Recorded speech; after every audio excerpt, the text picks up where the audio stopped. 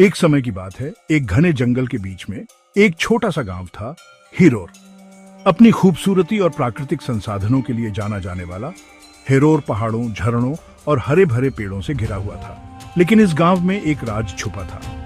गांव के बुजुर्ग एक अजीब रोशनी के बारे में बताते थे, जो हर पूर्णिमा की रात जंगल में गहरे चमकती थी। यह रोशनी किसी खजाने या रहस्यमयी शक्ति की ओर ले जाती है, ऐसी अफवाह थी।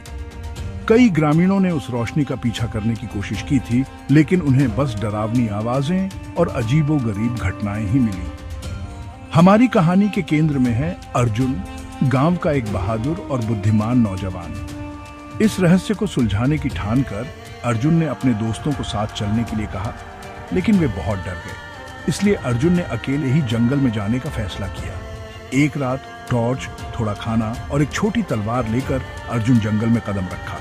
जैसे जैसे वह रोशनी के करीब पहुंचता गया, जंगल और घना और रहस्यमय होता गया। उसके चारों ओर अजीब आवाजें गूंजती रहीं, लेकिन अर्जुन ने डर को खुद पर हावी नहीं होने दिया और अपने लक्ष्य की ओर बढ़ता रहा। आखिरकार अर्जुन रोशनी के स्रोत तक पहुंच गया। उसने एक प्राचीन मंदिर जैसी संरचना पाई। अंदर उसने सोने और हीरों से जड़ी एक मूर्ति खोजी।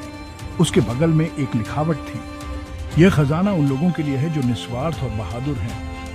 अर्जुन को एहसास हुआ कि यह रोशनी लालची लोगों को आकर्षित करने के लिए थी, लेकिन केवल एक सच्चा और निस्वार्थ व्यक्ति ही खजाना पा सकता है। जैसे ही उसने मूर्ति को छुआ, मंदिर के भीतर एक छिपा हुआ खजाना सामने आया। अर्जुन खजाने का एक हिस्सा लेकर गांव वापस लौट आया। उसने इसका इस्तेमाल ग्रामीणों के कल्याण के लिए किया, उनकी जिंदगी बेहतर बनाई। उसकी निस्वार्थता ने उसे हिरोर का हीरो बना दिया।